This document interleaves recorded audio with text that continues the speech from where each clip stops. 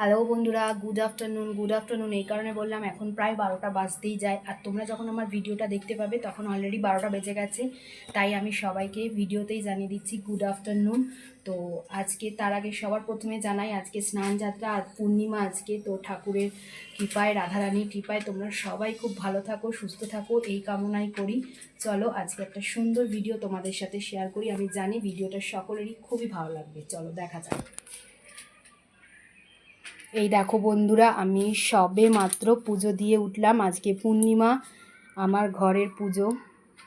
সবে এই মাত্র পুজো দিয়ে উঠলাম, আর ঠাকুরকে কিন্তু আগেই জানিয়ে দিই, ঠাকুরকে সেবা দেওয়া হয়ে গেছে।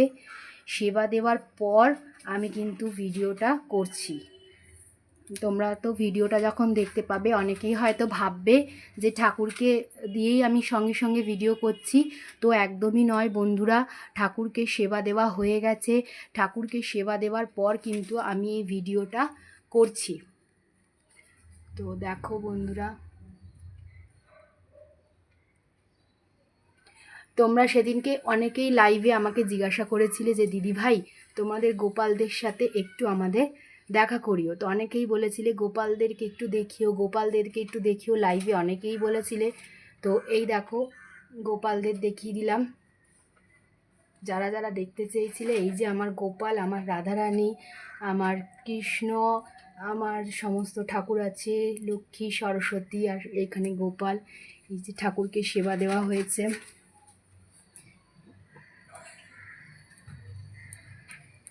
এখানেও সব ঠাকুর আছে, দেখে নাও। আগেই বলে দিই, সবার পুজোর নিয়ম কিন্তু সমান হয় না। আগেই ভিডিওতে বলে দিচ্ছি, পুজোর নিয়ম কিন্তু সবার সমান হয় না। যে যেমনভাবে পারে, যার যেমন নিয়ম, সে সেই নিয়মে পুজো দেয়। কিন্তু আমি মনে করি যে নিয়ম যাই হোক না কেন, মন ভক্তি করে, মন পরিষ্কার রেখে ঠাকুরকে ডাকাটাই হলো শ্রেষ্ঠ আর শ্রেয়।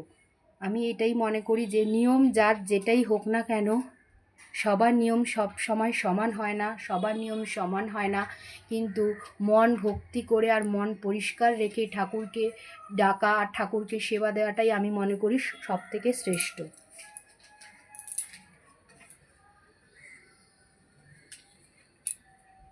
আজকে পূর্ণিমা ছিল প্রায় 12:30, 12:37 পূর্ণিমা ছেড়ে যাবে। তাই আজকে আমি তাড়াতাড়ি কাজবাজ সেরে আগে আমি স্নান করে পুজোটা আগে কমপ্লিট করে নিলাম।